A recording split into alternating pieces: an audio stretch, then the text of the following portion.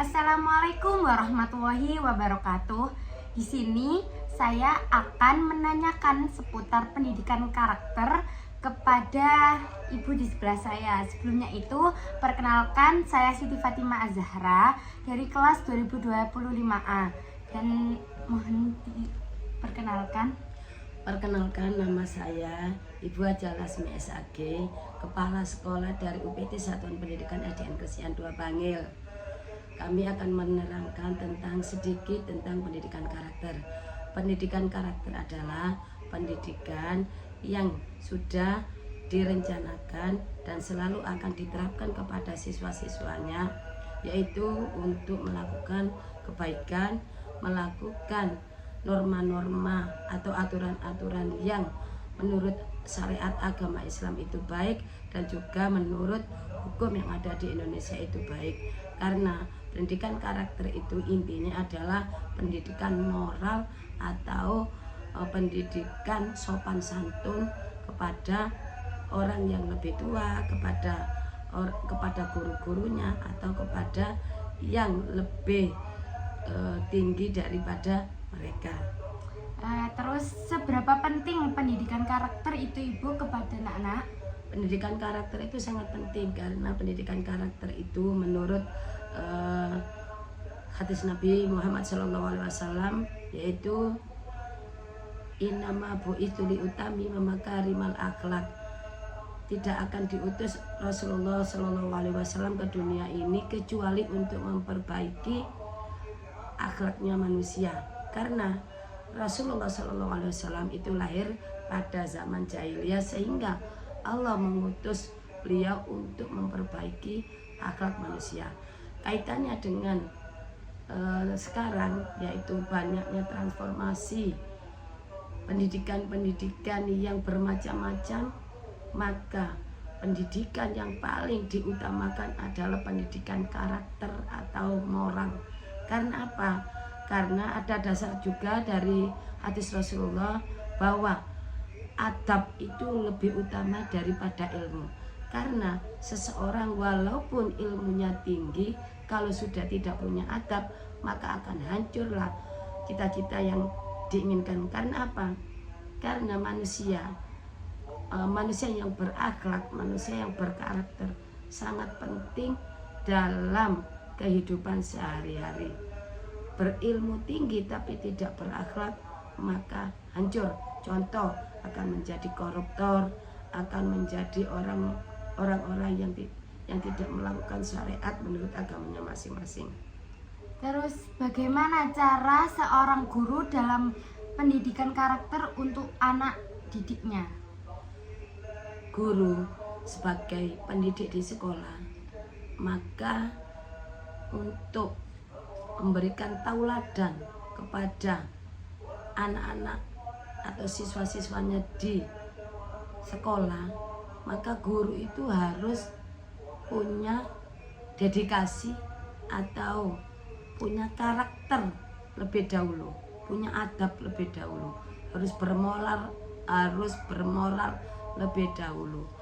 Kalau pendidik atau guru itu tidak punya moral, tidak punya dedikasi untuk memberikan karakter yang baik kepada siswa-siswanya, maka anak-anak pun tidak akan memberikan kontribusi karakter yang baik. Karena apa? Karena dalam hadis Rasulullah disabdakan, yaitu guru adalah orang atau madrasah di sekolah yang sangat dicontoh oleh murid-muridnya.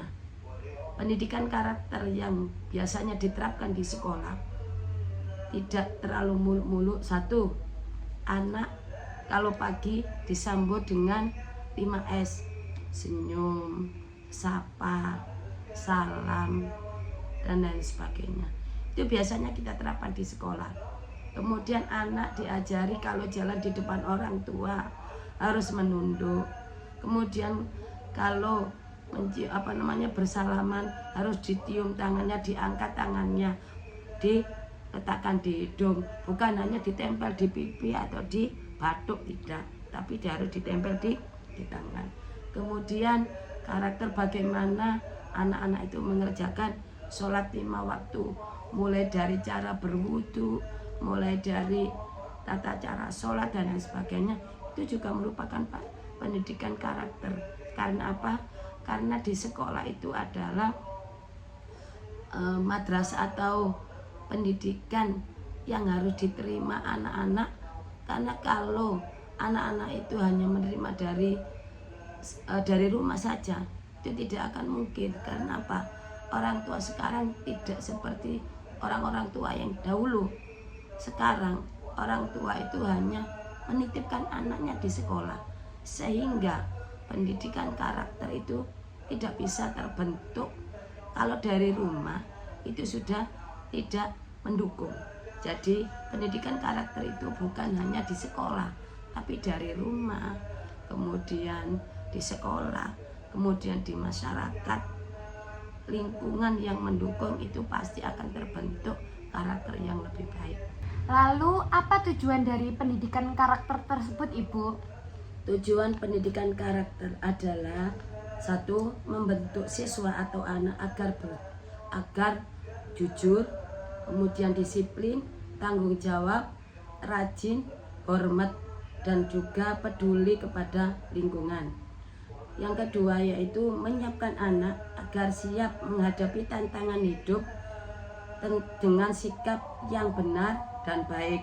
Yang ketiga, menjadikan anak berilmu dan berakhlak mulia, bukan hanya pintar secara akademik, tapi juga berakhlak mulia atau berkarakter yang lebih baik, sehingga nanti ketika anak itu dalam posisi apapun, insya Allah akan terbawa menjadi lebih baik lagi. Karena apa? Banyak sekali bangsa Indonesia orang yang pintar secara akademik dengan IP-nya yang kumlot, tapi tidak menunjukkan adab atau karakter yang lebih baik. Misalnya ya itu tadi, banyak orang yang pintar tapi korupsi, banyak orang yang pintar tapi masuk penjara. Apakah mereka itu salah asuhan? Tidak, tapi memang dalam pendidikan karakter ini betul-betul harus kita tanamkan kepada siswa-siswi kita mulai dini, sejak anak itu lahir dalam masih dalam kandungan. Orang tua sudah mendidik anak itu dalam pendidikan karakter, contoh dengan melakukan keistiqomahan orang tua, yaitu membaca surat-surat pendek dalam Al-Quran, atau keistiqomahan orang tua dalam melaksanakan kebaikan. Insya Allah anak-anak akan bisa melaksanakan karakter atau adab yang baik jika orang tua, guru, dan juga masyarakat juga memberikan contoh atau tauladan yang lebih baik lagi. Sehingga pendidikan karakter tidak hanya fokus di sekolah, tapi juga di rumah, di masyarakat, terutama juga di sekolah. Dan juga menurut dalil Rasulullah SAW, yaitu wa innaka la'ala khuluqin azim, dan sesungguhnya engkau Muhammad benar-benar berada di atas budi pekerti yang agung. Dalil ini menunjukkan bahwa akhlak mulia adalah ciri utama Rasulullah SAW, sehingga kita diperintahkan untuk meneladaninya. Contohnya, Rasulullah tidak pernah punya dendam kepada siapapun, walaupun orang-orang kafir, orang-orang musyrik selalu menganiaya, menghina, bahkan memukul beliau, tapi beliau tidak pernah punya rasa dendam. Hanya beliau selalu menyerahkan semuanya kepada Allah, yaitu dengan berdoa. Dalil yang kedua yaitu laqad kana lakum fi rasulillahi uswatun hasanah, yaitu surat Al-Ahzab ayat 21, yang artinya sesungguhnya telah ada pada diri Rasulullah itu adalah teladan yang baik bagimu. Oleh sebab itu, mumpung ini masih peringatan Maulid Nabi Muhammad SAW, kita harus banyak-banyak mensuri tauladani atau mencontoh bagaimana akhlak Rasulullah. Tidak usah muluk-muluk.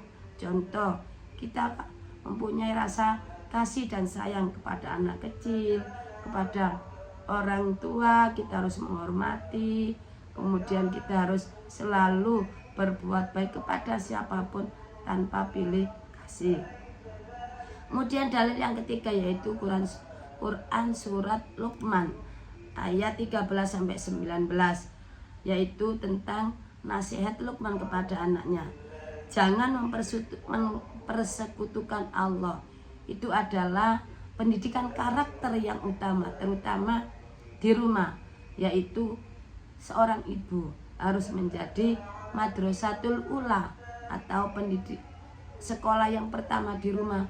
Sebagai orang tua harus kita tanamkan tauhid atau menyembah Allah, itu adalah yang utama. Yang kedua adalah kita harus berbakti kepada kedua orang tua, asalkan orang tua itu tidak berbuat maksiat, maka semua perintah tentang kebaikan harus kita jalankan. Yang ketiga, sabar ketika kita menerima ujian dari Allah, karena tidak ada manusia yang mulus perjalanannya sampai akhir hayat. Tapi karena kita ini adalah manusia seperti wayang, yaitu yang menjalankan semuanya adalah dalang, yaitu Allah Subhanahu wa Ta'ala. Yang keempat yaitu dirikan sholat. Kita sebagai manusia harus melaksanakan sholat, karena sholat 5 waktu itu adalah perintah dari Allah. Dan juga sholat itu dapat mencegah diri dari perbuatan keji dan mungkar. Itu berkaitan dengan karakter yang berbunyi inna sholata tanha anil fahsya'i wal munkar.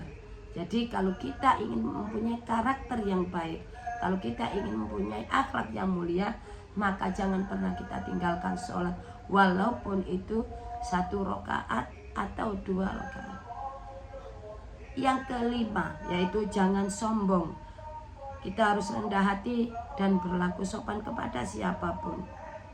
Dan juga yang terakhir, kita harus berbuat amar ma'ruf nahi munkar, yang artinya yaitu kita harus selalu berbuat kebaikan dan mencegah kemungkaran. Itu saja yang bisa saya sampaikan. Oke, sudah Ibu. Terima kasih atas jawabannya. Sama-sama. Mudah-mudahan bermanfaat. Amin.